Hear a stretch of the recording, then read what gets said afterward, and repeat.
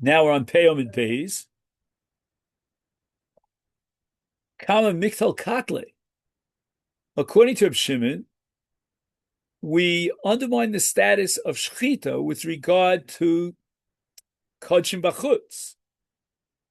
You can't call it Shechita because a carbon has to be shechted inside the Azor. He went ahead and he shechted it outside the Azor.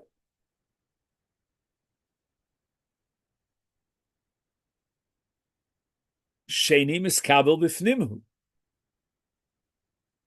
Now he shechts the offspring, and it's not mechusas man. Why is it mechusas man? Because there's no oso v'espino b'yom echad. And why is there no oso v'espino b'yom echad? Because the shechita of chutz is not registered as a shechita.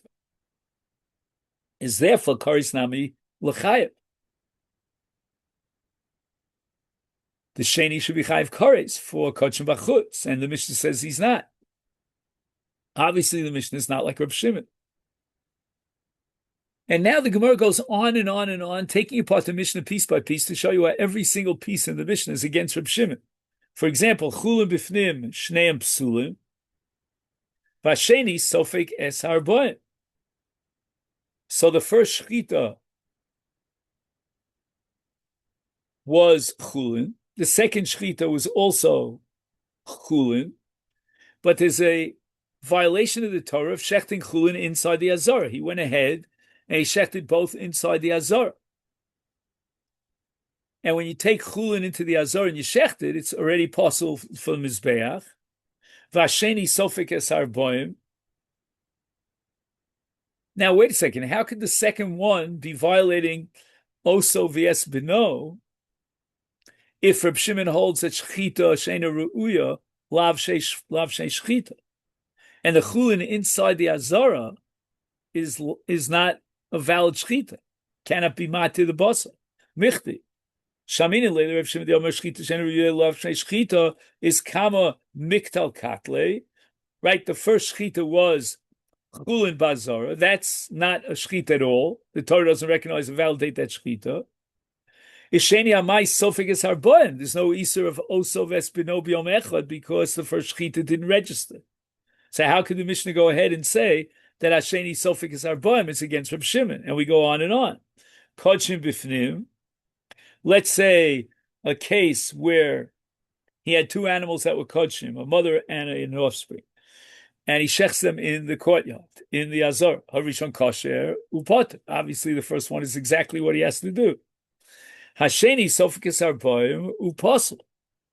Now, how could the sheni be sofekes harboim when we're talking about two animals that were kodshim, and Reb Shimon holds that shchitas kodshim is eina ru'uya. It doesn't in and of itself matter the bossa. Michti. Shamina and Leila Reb Shimon Ti Omer shchitas eina ru'uya. Lav shem shchita is shchitas kodshim nami shchita sheina ru'uya the kamdelo zarek domelo mishrei basar.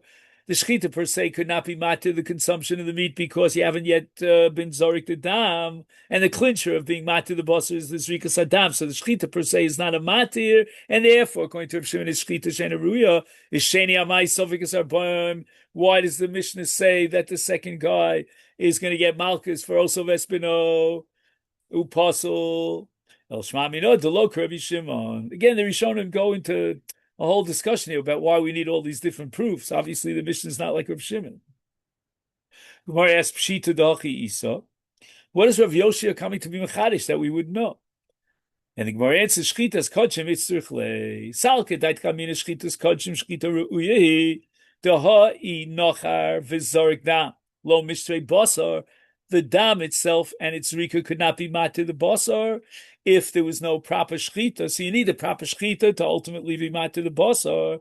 V'chi shachad mishrei basar. But if he shechts it and he zorik the dam, then the shchita functions and achieves a heter v'achila shchita ru'uya. Therefore, even Reb Shimon would agree that a shchita ru'uya kamash malon. That's what Rav Oshia wants to tell us, that no, the shchita per se, if you isolate it, it's not going to be mat to the basar. And why is that? Because you need the Zrikas Adam.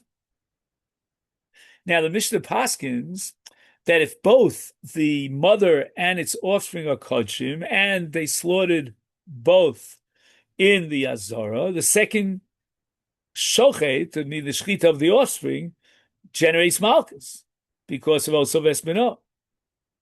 Gemara says, wait a minute. V'lilki nami mishum de lav de mechusas man.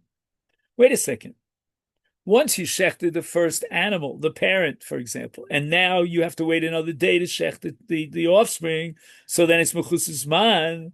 And if you shecht a carbon, that's mechusas man, you get malchus, the sanya we learned in the Brisa, minay l'chal psulim shebeshor, v'shebeseh, shehu below yeratze. The Torah says lo yeratze, meaning if you bring it prematurely, before it's ready for the mizbeach, you violate a lav of lo yeratze. And how do we know this? Talmud Lomer v'shar says saruah v'kalut v'gomer. Limed al psulim shebeshar v'shebeseh shehu below yiratze. So now he violates lo yiratze by shechting the second animal on the same day that he shechted the parent animal, and therefore he should be incurring two sets of malchus, 78 malchus all told, and yet it says he's only chayiv arboim malchus. Why? And the Gemara answers kika chashiv lave di osav esbino. He's not interested in other lavim and other malchus that he engenders other than Osav Esbina. Affecting Gemara V'lo, is that really so? The whole discussion in Kodshim was when he shechted outside the Azara and he gets punished for that. And it's not Osav Esbino v'Kachashiv, and yet it's included in the Mishnah, the Katani. The Mishnah says Kodshim B'chutz. Harishon Chayiv Kores. Ushneim Sofkinis Arboim. Be a Shlema. The second one I understand very well. Mishum Lav of what? Osav Esbino, therefore belongs to our Mishnah. Ela Rishon. Why does the Rishon get Malchus? He didn't violate Osav Esbino. He was the first one of the Shochet. My Sofeg, Lav Mishum, the Lav de Shkutei Chutz. It's because of Shkutei Chutz. If it's because of Shkutei Chutz, then we see that the Mishnah is interested not only in the lav of Osav Esbino, but also considers the lav of Shchutei Chutz. The Gemara answers, Kol heicha deleko lav di Osav Esbino, choshiv lavi nuchroi. If there is no violation of Osav Esbino, for example, the first animal that was shechted, the mother, and it was shechted b'chutz, then the Mishnah can consider the malchus for another lav, meaning for chutz or kares for the law. But kol hechadika lav to Osav Esbino. But the style of the Mishnah is that if there is a lav of Osav Esbino, lo chashiv lavin uchrui, he's not going to include any other lavin. So that even though he shechted the animal, in the case of the second animal, the parent, and then the offspring, then when he shechted the offspring, it's mechusas man, and therefore there's a violation of lo yirotze, and therefore enochinami there'd be a second set of malchus that's going to jack it up to 78 malchus, but nevertheless it's omitted from the Mishnah because he's chayiv Osav Esbino, and that's the subject, that's the topic of our Mishnah.